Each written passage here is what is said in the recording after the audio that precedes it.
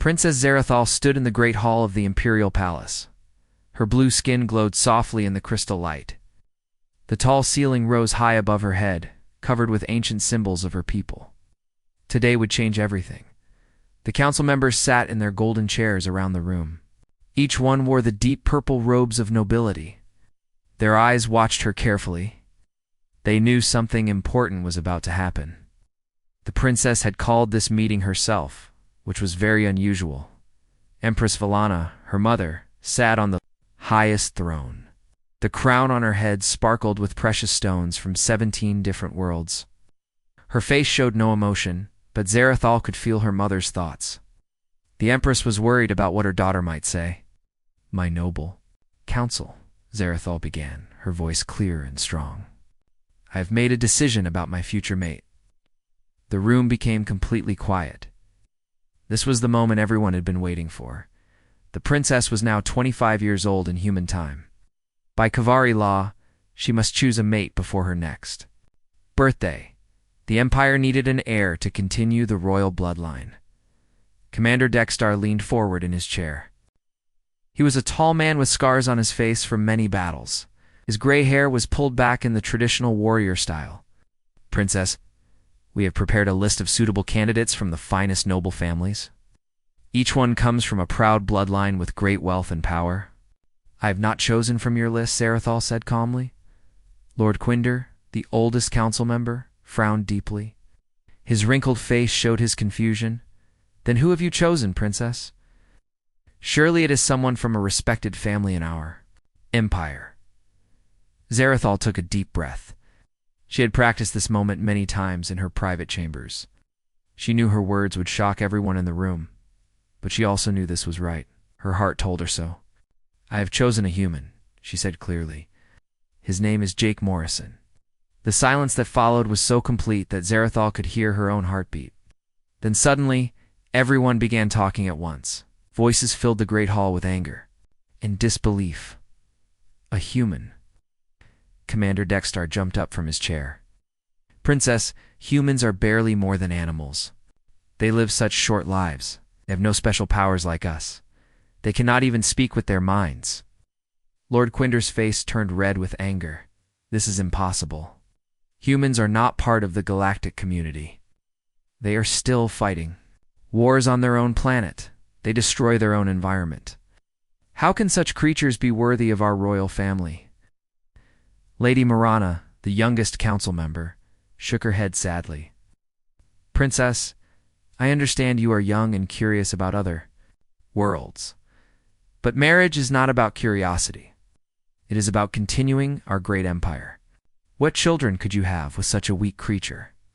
Empress Valana raised her hand, and the room became quiet again. Her voice was cold when she spoke. "Daughter, explain yourself. How did you even meet this human? And why would you choose him over the noblemen of our own people?" Zarathal had expected these questions. For months she had prepared her answers. She thought about Jake Morrison and how different he was from everyone she had ever met. "I met him during our diplomatic mission to Earth 3 months ago," she began. "He was working at an archaeological site, digging up ancient ruins. When I approached him, he did not bow or ask for favors like most people do. He simply said hello and asked if I wanted to see what he had found." She paused, remembering that first meeting. Jake had been covered in dirt from his work, but his eyes were bright with excitement. He had shown her pieces of old pottery and explained how they told the story of people who lived thousands of years ago. "He treated me like a person, not like a princess," Zarathal continued. "He asked questions about our culture, but not because he wanted something from us. He was genuinely curious. He shared stories about human history and showed me how much his people have accomplished in such a short time." Commander Dexter crossed his arms. "Princess, being polite does not make someone worthy of marriage. What can this human offer our empire? Humans have no advanced technology. They cannot travel between stars without help from other species. Their weapons are primitive. Their medicine is basic." "You are wrong about humans," Zarathal said firmly. "Yes, they are young compared to us. But look what they have done in just a few thousand years. They went from living in caves to exploring space. They created art and music and literature that moves the heart. They never give up, even when everything seems hopeless. She walked closer to the council members, her voice growing stronger with each word. Jake told me about their wars. Yes. But he also told me about their heroes, people who died to save others, people who spent their lives helping the poor and sick, people who stood up against cruelty even when it cost them everything. Wow. Lady Miranda looked confused. But Princess, what about children? Our people and humans are completely different species. How could you have an heir for the Empire? Our scientists have studied this, Zarathel replied. Dr. Veltar says it is possible with the right medical help. Human and Kavari genetics are more similar than we thought. The children would be strong, combining the best of both peoples. Quindar stood up, his face still red with anger. This is madness. For 3,000 years, our royal family has married within our own people. Our bloodline is pure and powerful. You would destroy that for some strange creature from a backward world. I would not destroy anything, Zarathal said calmly. I would make it stronger. Jake has qualities that our people have forgotten. He solves problems in ways we never think of. He sees connections that we miss. He has a kind heart, but also great courage. She turned to face her mother directly. Mother, you sent me to Earth to learn about other species. You told me that a good ruler must understand all kinds of people. I did what you asked. I learned about humans, and I found something wonderful. Empress Valana's face remained cold, but Zarathel could sense her mother's inner struggle. Empress was proud of her daughter's intelligence and strength, and she was also afraid of what the other noble families would think. Even if this human has good qualities, the Empress said slowly, he is still an outsider. The noble families will not accept him. People might rebel against a foreign prince. You could destroy the stability of our entire empire, or I could help it grow, Zarathal replied. Mother, our empire has been the same for centuries. We conquer worlds and take their resources, but we never really learn from them. We stay separate from everyone else. Maybe it is time to try something new. Commander Dexter laughed bitterly. Something new? Princess, our old ways have made us the most powerful empire in the galaxy. Why would we change what works? Because the galaxy is changing around us, Zarathal said. New species are joining together in alliances. Trade is becoming more important than conquest. If we do not adapt, we will be left behind. The room fell quiet again as the council members thought about her words. Finally, Empress Valana spoke. Daughter, you asked me to accept something that has never been done before. You want me to allow a human into our royal family? You want me to risk the anger of our nobility and the confusion of our people?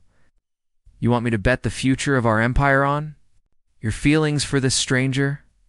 Zarathal nodded. Yes, Mother. That is exactly what I am asking. The Empress stood up from her throne. Everyone in the room held their breath, waiting for her decision. Very well, Empress Valana said finally, but I will not simply accept your choice. If this human is truly worthy of our royal family, he must prove it. I will give him 3 trials. If he passes them all, I will consider your request. If he fails even one, you will choose a proper mate from our own people and never speak of this human again. Zarathal's heart jumped with joy and fear. She had hoped for this chance, but she also knew how dangerous the trials could be. What trials, Mother? She asked. The trial of mind, the trial of heart, and the trial of spirit, the Empress replied. The same trials that our ancestors used to test potential rulers. If your human survives them and shows true worth, then perhaps there is wisdom in your choice. Commander. Dexter looked shocked. Your Majesty, those trials have not been used for centuries. They are extremely dangerous. This human might die. Then he is not worthy of my daughter, the Empress said coldly. Send word to Earth. Bring this Jake Morrison to our world. We will see what humans are truly made of. As the council meeting ended, Zarathel felt both hope and terror in her heart. She had gotten what she wanted, but now Jake's life would be in danger. She could only pray that the man she loved was as strong as she believed him to be. Jake Morrison woke up in a room unlike anything he had ever seen. The walls were made of some kind of blue crystal that glowed softly. The bed beneath him felt like floating on a cloud. Through the window, he could see 3 purple moons hanging in a green sky. 2 days ago, he had been digging in the dirt at an archaeological site in Colorado. Now, he was on an alien planet, millions of miles from Earth. The Kavari soldiers who brought him here had been polite but firm. They told him that Princess Zarathal had chosen him for something important. But they would not say what. A soft chime filled the room, and the door slid open without a sound. Princess Zarathal entered wearing a flowing silver dress that seemed to shimmer with its own light. Her blue skin looked worried, and her large purple eyes were filled with concern. "Jake," she said, moving quickly to his side. "Are you well?" The journey through space can be difficult for humans. Jake sat up slowly, still feeling confused. "I'm okay, I think." "Zara, what's going on?" "Your soldiers said you needed me here. But they wouldn't tell me why. In this place," he looked around the crystal room again. "This is incredible, but I don't understand what I'm doing here." Zaruthal sat on the edge of the bed, her hands folded in her lap. "Jake, I told my mother and the Imperial Council that I want you to be my mate." Jake stared at her, his mouth falling open. During their time together on Earth, he had felt a strong connection to this alien princess. She was intelligent and kind, and she seemed to understand him in ways that no one else ever had. But marriage? To alien royalty? "Your mate?" he said weakly. "Zara, I care about you very much, but I'm just a human. I dig up old pots and study ancient civilizations. How could I possibly be worthy of an alien princess? Because you are." "Special, Jake," Zarathal said, reaching out to touch his hand. "You see things that others miss. You solve problems in new ways. You have a good heart and a strong spirit. But now you must prove these things to my people." She explained about the 3 trials that the Empress had demanded. The trial of mind would test his intelligence and problem-solving abilities. Trial of heart would examine his emotions and moral character. The trial of spirit would challenge his very soul in ways she could not fully explain. "These trials," Jake said slowly, "what happens if I fail them?" Zarathal's eyes filled with sadness. "If you fail, you will be sent back to Earth, and I will have to choose a mate from among the Kavari nobility. We will never see each other again." Jake thought about this for a long moment. He looked at Zaruthal's worried face and realized that he would do anything to stay with her, even face these mysterious trials that might kill him. "Okay," he said. "Finally, I'll do it. I'll take your trials." The next morning, Jake was brought to a large circular room deep inside the palace. The walls were covered with complex symbols and mathematical equations that hurt his eyes to look at. In the center of the room sat Commander Dextar, along with 3 other Kavari scholars. Human Commander Dextar said coldly, "Hey, this is the trial of mind. Before you are 3 puzzles that have challenged our greatest thinkers for generations. You must solve all 3 to pass this trial. You have until sunset." The first puzzle was a series of interconnected metal rings covered with symbols. The Kavari scholars explained that the rings must be arranged in a specific pattern to unlock an ancient secret. Many brilliant Kavari minds had tried and failed to solve it. Jake picked up the rings and examined them carefully. The symbols were unlike anything from Earth, but something about their arrangement reminded him of archaeological puzzles he had solved before. He thought about the ancient civilizations he had studied, how they often hid important information in plain sight. Instead of trying to understand the alien symbols, Jake focused on the physical structure of the rings. He noticed tiny scratches, and where marks that showed how the rings had been handled over the centuries. By following these clues, he was able to arrange the rings in the correct pattern. The puzzle clicked open, revealing a small crystal inside. The Kavari scholars looked surprised. Commander Dextar frowned but said nothing. The second puzzle was even more complex. It appeared to be a 3-dimensional maze made of light beams. The goal was to guide a small glowing sphere through the maze without touching any of the light walls. The Kavari had tried to solve it using mathematical calculations and precise measurements. Jake studied the maze for a while, then did something unexpected. He closed his eyes and began moving the sphere by instinct rather than calculation. He remembered playing video games as a child, how sometimes the best way to navigate a maze was to feel your way through it. Rather than trying to map every path, his unconventional approach worked. The sphere moved smoothly through the maze, guided by Jake's intuitive understanding of spatial relationships. When it reached the end, the maze dissolved into sparkles of light. The third puzzle was the most difficult of all. It was called the Riddle of the Forgotten Dynasty. Ancient Kavari texts spoke of a great civilization that had vanished without a trace, leaving behind only cryptic clues about their fate. Jake read through the ancient texts, his archaeological training helping him understand the historical context. The Kavari scholars had always assumed that the Forgotten Dynasty was destroyed by war or natural disaster. But Jake noticed patterns in the texts that suggested something different. "Weren't destroyed," he said suddenly. "They evolved. Look at these references to transcending physical form and joining with the cosmic flow. This isn't describing death. It's describing a transformation into some kind of energy beings." He pointed to specific passages in the texts, showing how the language changed from describing physical actions to describing spiritual experiences. The Kavari scholars studied his interpretation and realized he was right. The Forgotten Dynasty hadn't vanished. It transformed into a higher form of existence. Commander Dexter stood up slowly, his face showing grudging respect. "You have passed the trial of mind, human. Your methods are strange, but your results cannot be denied." The next day brought the trial of heart. Jake was brought to a different room. This one filled with soft music and gentle lights. Dr. Kalana, the court psychologist, greeted him with a kind smile. "This trial is different," she explained. "I will show you visions, and you must react to them honestly. We need to understand your emotional nature and moral character." The first vision showed Jake standing in a burning building. He could hear children crying for help, but the ceiling was about to collapse. He could save himself, or he could try to save the children and probably die in the attempt. Without hesitation, Jake ran toward the sound of the crying children.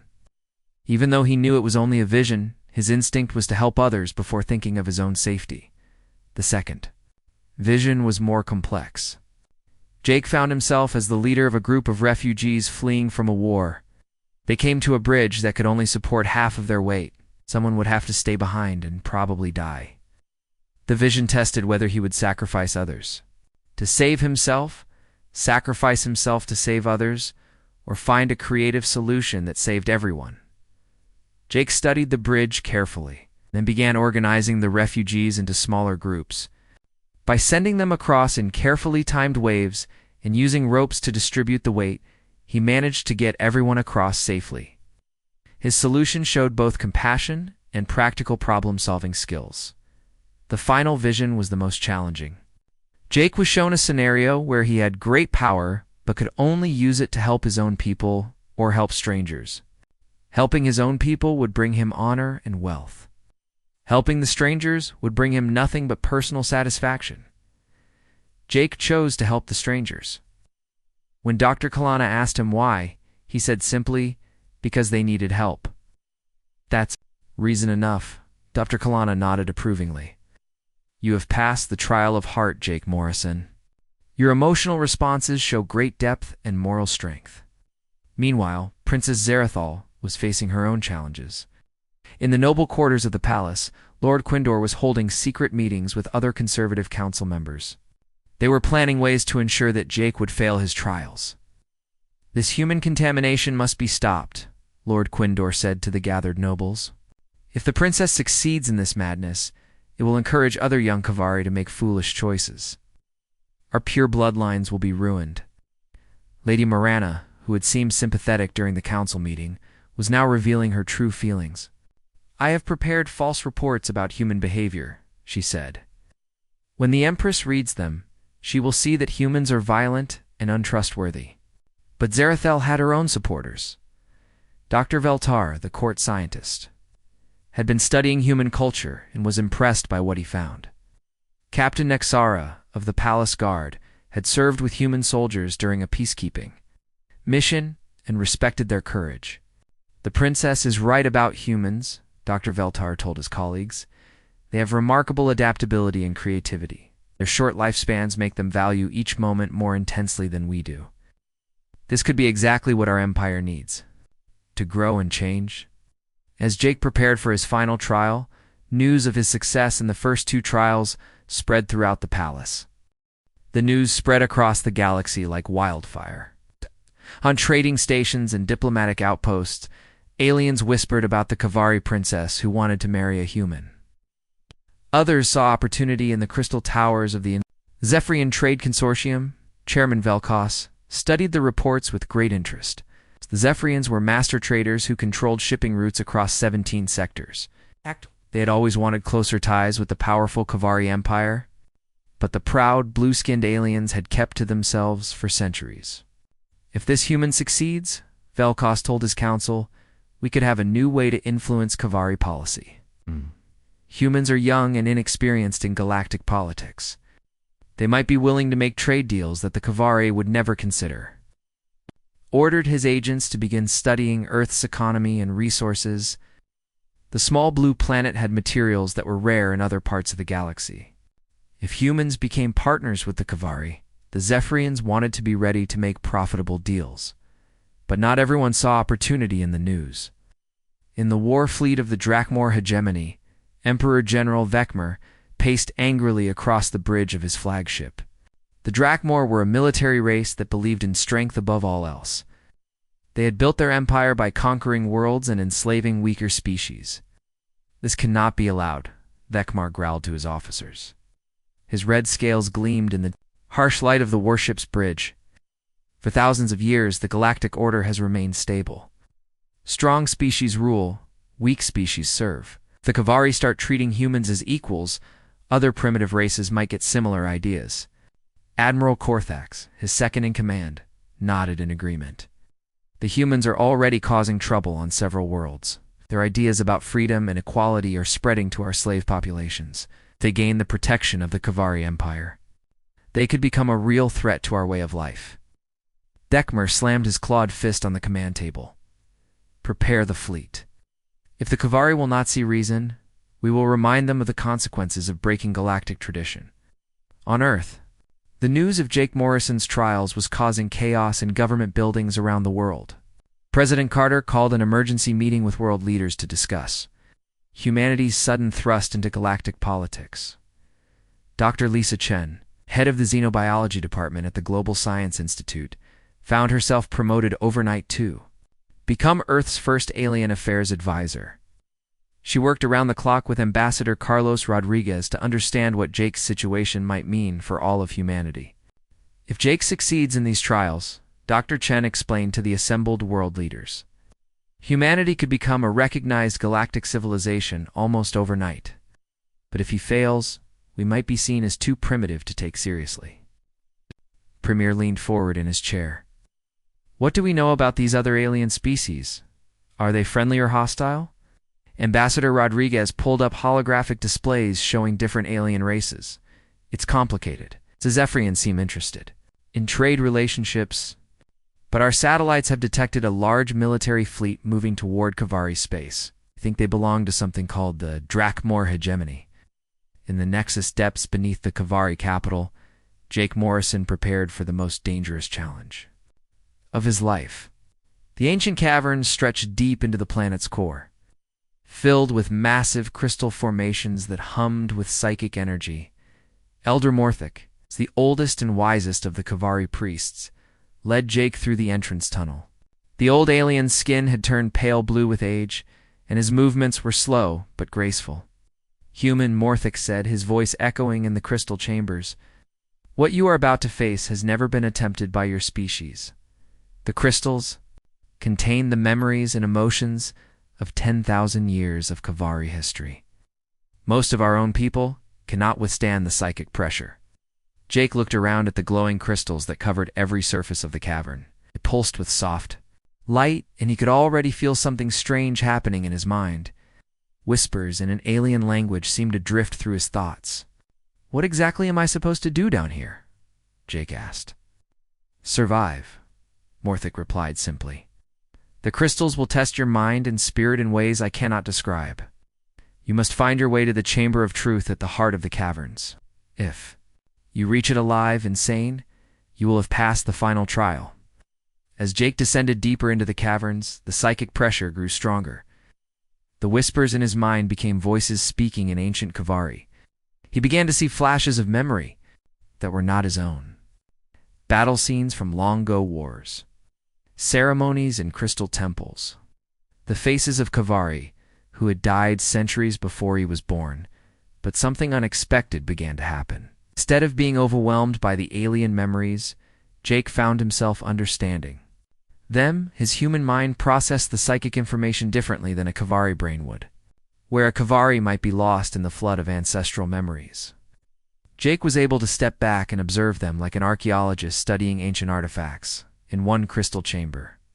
He experienced the memory of a great Kavari explorer named Zethron. This ancient hero had led the first Kavari ships to distant stars over 3,000 years ago. But as Jake lived through Zethran's memories, he discovered something amazing. The ancient explorer had not traveled alone. His crew had included members of another species, beings who were smaller and more adaptable than the Kavari. These alien allies had been crucial to the success of the early space missions. They could survive in harsh environments that would kill a Kavari. They could solve technical problems that stumped the more logical Kavari minds. Jake stared at the crystal images of these ancient beings and felt his heart race. They looked almost human. It's not exactly the same, but similar enough to suggest a connection. Would humans be descendants of the species that had once helped the Kavari explore the galaxy? As he moved deeper into the caverns, Jake found more evidence of this ancient alliance. Crystal after crystal showed scenes of cooperation between early Kavari and the mysterious adaptive species. They had worked together to build the first interstellar ships. They had shared knowledge that led to great advances in science and art. But then something had gone wrong. The crystals showed scenes of a great catastrophe, a plague that swept through space, killing billions. In the chaos that followed, the alliance was broken. The Kavari retreated to their homeworlds, becoming isolationist and proud. I'll be adaptive. Species scattered to distant planets, their civilization collapsing. Jake realized he was seeing the forgotten history of the galaxy. The Kavari had once been explorers and partners, not conquerors and rulers. They had achieved their greatest successes through cooperation, not domination. Above ground, Princess Zarathal waited anxiously for news of Jake's progress. She knew the dangers of the Nexus depths, and every hour that passed made her more worried. But she also felt something else, a strange sensation in her mind that she had never experienced before. Dr. Veltar noticed her unusual behavior and ran some tests. What he discovered shocked him. "Princess, you appear to be developing a psychic link with the human. This should be impossible. Humans have no natural psychic abilities." "I can feel him," Zarathal said softly. "He's alive, and he's excited about something. He's found something important in the depths." Meanwhile, Lord Quinder was putting his secret plan into action.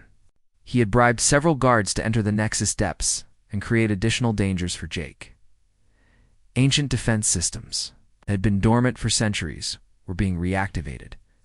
Mechanical guardians that protected the deepest chambers were being programmed to attack any non-Kavari intruder.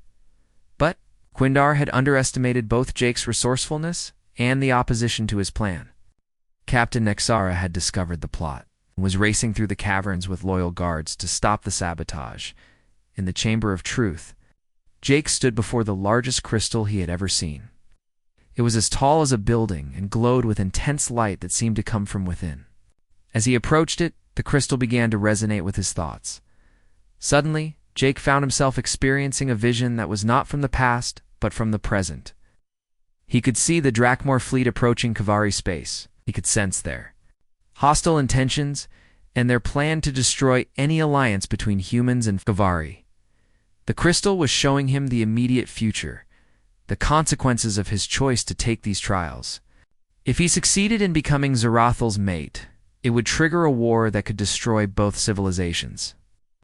If he failed, humanity would remain isolated and defenseless against hostile aliens like the Drakmor. But the crystal showed him a third option. The ancient alliance between Kavari and the adaptive species had been broken by fear and isolation. It could be rebuilt through courage and cooperation. Humans and Kavari together could create something stronger than either species could achieve alone. Jake placed his hand on the great crystal and felt its power flow through him. In that moment, he understood what he had to do. The trials were not just about proving his worth to marry a princess. They were about proving that two very different species could work together to face the challenges. Ahead, as the crystal's light grew brighter, Jake felt his mind expanding. He could sense Zarathal's thoughts far above him in the palace. He could feel the approaching danger of the Drakmor fleet. Jake emerged from the Nexus depths with his mind forever changed. The great crystal's power still flowed through him, creating a bridge between human consciousness and Kavari psychic energy. He could now sense emotions and thoughts in ways he had never imagined possible. Princess Zarathal was waiting for him at the entrance to the caverns. The moment she saw him, she knew something extraordinary had happened. His eyes held a new depth, and when she touched his hand, their psychic connection blazed like fire. "Jake," she whispered, "I can feel everything you experienced down there. The ancient alliance, the forgotten history, the connection between our peoples." Jake nodded, still overwhelmed by what he had learned. "Zara, your ancestors and mine worked together thousands of years ago. We were partners, not strangers. The Kavari became great because they learned from my people's creativity and adaptability." They hurried back to the palace where chaos was spreading through the halls. The approaching Drakmor fleet had sent a message demanding that the Kavari abandon their primitive contamination or face the consequences. Emperor General Vekmer gave them 12 hours to comply. In the throne room, Empress Valana stood before the Imperial Council, her face grave with worry. The holographic display showed dozens of Drakmor warships approaching their system. Each ship was armed with weapons powerful enough to destroy entire cities. "Your Majesty," Commander Dexter said, "urgently, our fleet is strong, but the Drakmor outnumber us 3-1. If we fight them in traditional battle formations, we will lose." Jake stepped forward, his new psychic abilities allowing him to sense the fear and confusion in the room. "Your Majesty, I request permission to help plan your defense." Laughed bitterly. A human helping to defend the Kavari Empire. "This is exactly the kind of madness that brought this crisis upon us." "No," Jake said firmly. "This crisis was brought by fear and isolation. The Drakmor attack us because they're afraid that cooperation between species will threaten their empire of slavery and conquest." Empress Valana studied Jake carefully. The change in him was obvious. He carried himself with new confidence, and his eyes held wisdom that seemed far beyond his years. "Human, you claim to have passed the trial of spirit. What did you learn in the depths?" Jake approached the holographic display, his mind working through the tactical possibilities he had seen in the ancient crystals. "I learned that the Kavari were once explorers and partners, not conquerors. Your greatest achievements came from working with other species, not dominating them." He pointed to the display showing the Drakmor fleet. "They expect you to fight like the isolated, proud empire you've become. But what if you fought like the cooperative alliance you once were?" Princess Zarathal stepped beside Jake, her psychic connection with him, allowing her to understand his thoughts. "Jake is right, Mother. Need to contact Earth immediately. Humanity has something we've forgotten how to use." "What could humans possibly offer us?" Commander Dexter demanded. "Unpredictability," Jake replied. "The Drakmor have studied Kavari military tactics for centuries. They know exactly how you'll fight. But they've never faced human strategies combined with Kavari technology." Within hours, the fastest Kavari ships were racing toward Earth. The journey that normally took weeks was completed in days, using experimental engines powered by the same crystals that filled the Nexus depths. On Earth, Dr. Lisa Chen, an ambassador, Carlos Rodriguez had been preparing for this moment since news of Jake's trials first reached them. They had assembled a team of Earth's finest military strategists, scientists, and engineers. General Patricia Adams, a veteran of 3 wars and one of Earth's most brilliant tactical minds, led the military delegation. Dr. Kevin Park, a young genius who specialized in adaptive technology, brought prototypes of experimental weapon systems. Engineer Maria Santos had designed new communication systems that could interface with alien technology the moment the human delegation arrived on Nexus Prime. Jake felt their presence through his enhanced psychic abilities. He rushed to meet them, amazed to see familiar faces from his home world on an alien planet. Jake, Dr. Chen, embraced him warmly. "Are you all right? The reports we received about these trials made them sound incredibly dangerous." "I'm more than all right," Jake replied. "I'm changed. The Kavari crystals have given me abilities I never imagined. But more importantly, they've shown me how our peoples can work together." General Adams studied the tactical displays with professional interest. "So we're facing a fleet of alien warships with unknown capabilities. What advantages do we have?" Princess Zarathal joined the discussion, her psychic link with Jake allowing her to translate complex Kavari concepts for the human team. "Ships are individually more powerful than theirs, but they have greater numbers. They also have experience fighting many different species across the galaxy. But they've never fought humans," Dr. Park said with a grin. "We do have a reputation for being surprisingly difficult to predict." The next few hours saw an unprecedented exchange of knowledge between human and Kavari experts. General Adams worked with Commander Dexter to analyze Drakmor battle formations. Dr. Park collaborated with Kavari engineers to modify their weapon systems. Maria Santos helped create communication networks that could coordinate both human intuition and Kavari logic. Jake found himself serving as a bridge between the two species. His psychic connection with Zarathal, allowing him to translate not just words, but concepts and emotions. The Kavari began to understand human creativity and adaptability, while the humans learned to appreciate Kavari precision and power. But time was running short. The Drakmor fleet had entered the outer regions of the Kavari system and was advancing steadily toward Nexus Prime. Dr. Chen made an extraordinary discovery while studying blood samples from Jake and Princess Zarathal. "The genetic markers don't lie," she announced to the assembled scientists. "Humans and the ancient species that once allied with the Kavari share significant DNA sequences. We're not just similar, we're actually related." This revelation sent shockwaves through both communities. Elder Morthic, who had guided Jake through the trial of spirit, studied the genetic data with wonder. "The ancient texts speak of the children of stars who helped our ancestors reach the void between worlds," he said slowly. "We always thought this was metaphorical language. But if humans are descendants of our ancient allies, it explains everything," Princess Zarathal said excitedly. "Why Jake could survive the Nexus depths when no other non-Kavari could. Why we developed a psychic connection. Why our species work so well together." The discovery transformed the political situation across the galaxy. The Zephyrian Trade Consortium immediately declared their support for the Kavari-Human Alliance. The scholarly Altarian Assembly offered their research facilities to study the genetic connection. Several neutral species that had been watching the crisis began to reconsider their positions, but the Drakmor response was swift and violent. Emperor General Dekmar ordered his fleet to accelerate their approach. "If the Kavari will not abandon this contamination willingly, we will burn it out of them," he declared. As the enemy fleet drew closer, Jake proposed a radical strategy. "What if we don't try to fight them ship to ship? What if we use the planet itself as our weapon?" The idea seemed impossible at first, but as Jake explained his plan, both human and Kavari experts began to see its potential.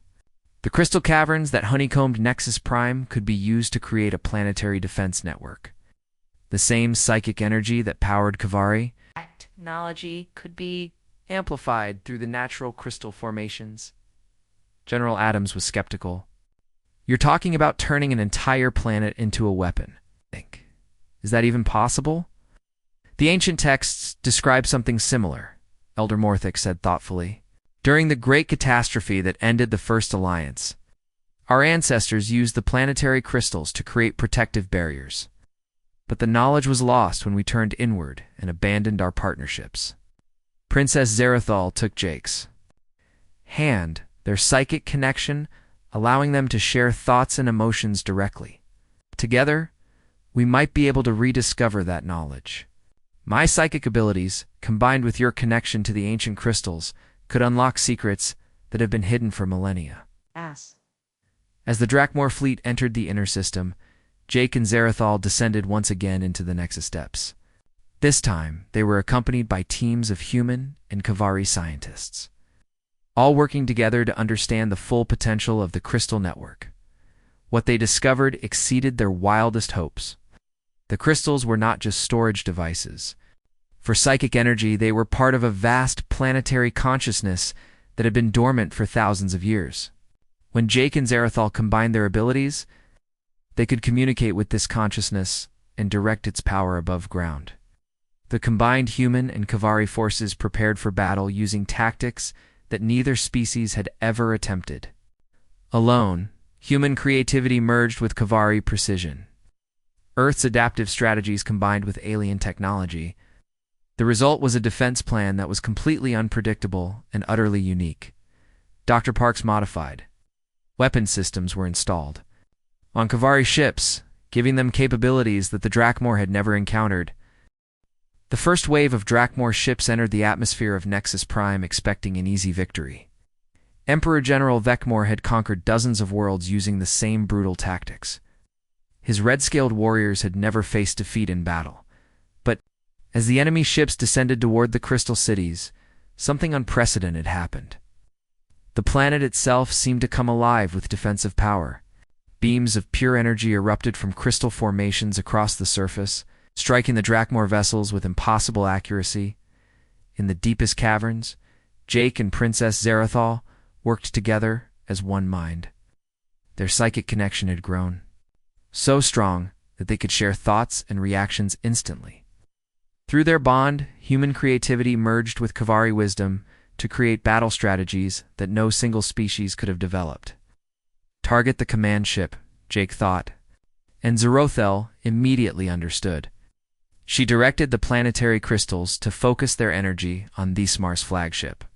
The massive Drakmor vessel found itself surrounded by spiraling energy beams that seemed to anticipate its every movement. Above the planet, General Patricia Adams coordinated the space battle from the bridge of a modified Kavari cruiser. Human tactical instincts worked perfectly with the alien technology, creating attack patterns that confused and frustrated the Drakmor commanders. "They're trying to flank us on the left," she called out to Commander Dextar, who was leading the main battle group. "Impossible," Dextar replied. "Our sensors show no ships in that sector. Trust me," General Adams said with a grin. "Humans have learned to fight sneaky enemies before." She was right. 3 Drakmor stealth ships decloaked exactly where she had predicted, only to find Kavari vessels waiting for them, with weapons already charged. The enemy ships were destroyed before they could fire a single shot, Dr. Kevin. Park's modified weapons systems were proving devastatingly effective. The young engineer had combined human adaptive technology with Kavari energy systems to create weapons that could change their properties mid-battle. Drakmor shields that were designed to stop conventional energy beams found themselves useless against weapons that shifted from energy to kinetic to electromagnetic attacks. How are they doing this? Admiral Korthax demanded from his position aboard the Drakmor flagship. "These tactics make no sense. They violate every principle of civilized warfare." Emperor General Vecmor studied the battle displays with growing anger and confusion. His superior numbers meant nothing when the enemy could predict his moves and counter them with impossible strategies. "They fight like barbarians," he snarled. "No honor, no logic, no proper military discipline." What the Drakmor leader didn't understand was that humans had learned to fight against overwhelming odds throughout their history. When faced with superior enemies, humans had always survived by being unpredictable, adaptable, and willing to break the rules. Maria Santos's communication networks allowed instant coordination between human intuition and Kavari precision. When a human officer had a gut feeling about enemy movements, it was immediately shared with Kavari commanders who could act on that information with perfect timing. The tide of battle turned decisively when Dr. Lisa Chen made another crucial discovery. While studying the genetic connection between humans and the ancient Kavari allies, she found something extraordinary in the crystal formations themselves. Jake, she called through the communication system, the crystals aren't just storing Kavari memories. They're storing the memories of your ancient ancestors too. The star children who helped the Kavari explore space left their knowledge in these crystals. In the depths of the planet, Jake felt the truth of her words. As his psychic connection with the crystals deepened, he began to access memories that were older than human civilization. He saw through the eyes of his distant ancestors as they worked alongside ancient Kavri to build the first starships and explore distant galaxies. These ancient memories contained knowledge of technologies and strategies that had been lost for millennia. Jake shared this information with Zarathal, who immediately understood its significance. Mother, she called to Empress Valana through their psychic link. We can do more than just defend. We can show the galaxy what cooperation can achieve. The planetary defense network suddenly shifted from defensive to creative mode. Instead of simply firing energy beams at enemy ships, the crystals began to demonstrate technologies that amazed everyone watching the battle. Holographic projections appeared in space, showing the history of the ancient alliance between Kavari and Star Children. The images revealed magnificent cities built together, credible scientific discoveries made through cooperation, and peaceful exploration of distant worlds. These projections were broadcast across the galaxy, reaching every species that was watching the battle. For the first time, the galactic community saw proof that different species could work together as equals rather than as conquerors and conquered. The Zephyrian Drade Consortium immediately announced their support for the new alliance. Chairman Velka saw the potential for unprecedented prosperity through cooperation rather than exploitation. The scholarly Altarian Assembly transmitted detailed analyses of the genetic evidence, confirming that humans and the ancient star children were indeed the same species. This revelation changed everything. Humans were not primitive newcomers to the galaxy. They were the descendants of one of the first spacefaring civilizations. Even some of the Drakmor fleet began to question their orders. Several ship captains who had grown tired of endless conquest opened private communication channels with the Kavari fleet. We came here expecting to fight primitives and their Kavari protectors, one captain transmitted. Instead, we find ourselves facing the return of the legendary Star Children. Perhaps it is time to reconsider what strength really means. Emperor General Vikmar realized that his military campaign was becoming a political disaster. The longer the battle continued, the more species across the galaxy turned against the Drakmor Empire, but his pride would not allow him to retreat. Ships focus fire on the planet's surface, he ordered. If we cannot defeat them in space, we will destroy their world. This desperate command proved to be his final mistake. The moment Drakmor weapons targeted civilian areas, every neutral species in the galaxy turned against them. The attack on innocent people violated even the loose rules of galactic warfare. Jake and Zarathal felt the incoming attack through their connection to the planetary crystals. But instead of fear, they felt a surge of power, unlike anything they had experienced before. The planet itself seemed to react to the threat against its people. The crystal network erupted with defensive energy that formed a protective dome around. The entire planet, Drakmor weapons, fired at maximum power, simply vanished when they touched this barrier. Their energy absorbed and converted into even stronger defenses. Impossible, Dekmer whispered as he watched his most powerful weapons prove completely useless. General Adams seized the moment to launch a coordinated counterattack. Human-modified Kavari ships moved with perfect synchronization using tactics that combined the best of both species. The Drakmor fleet, already demoralized by their failure to harm the planet, began to fall apart under the precise assault. Admiral Korthax approached his Emperor General with urgent reports. Sir, 17 ships have surrendered. 23 more are requesting permission to withdraw from the battle. Our remaining vessels are reporting critical damage and low morale. For the first time in his military career, Emperor General Dekamar faced the possibility of complete defeat. The mighty Drakmor fleet that had conquered countless worlds was being destroyed by an alliance they had dismissed as impossible. Jake emerged from the crystal caverns, his transformation now complete. psychic abilities he had gained allowed him to serve as a bridge between species, translating not just languages, but entire ways of thinking. Princess Zarathal stood beside him, their bond representing the merger of two civilizations into something greater. Emperor General Vekmer, Jake transmitted directly to the Drakmor flagship. His message carried by both human technology and Kavari psychic energy. It came here to prevent an alliance between our species. Instead, you have witnessed the birth of something that will transform the entire galaxy. The holographic projections around the planet shifted to show possible futures. Peaceful worlds where different species worked together. Scientific advances that benefited everyone. Trade networks based on mutual prosperity rather than exploitation. This is what cooperation can achieve, Zarathal added, her voice reaching every ship in the system. You can continue fighting and lose everything, or you can join us in building something better. The response was immediate and overwhelming. Drakmor ships began surrendering en masse. Those that chose to flee were allowed to leave unharmed, carrying word of what they had witnessed back to their empire.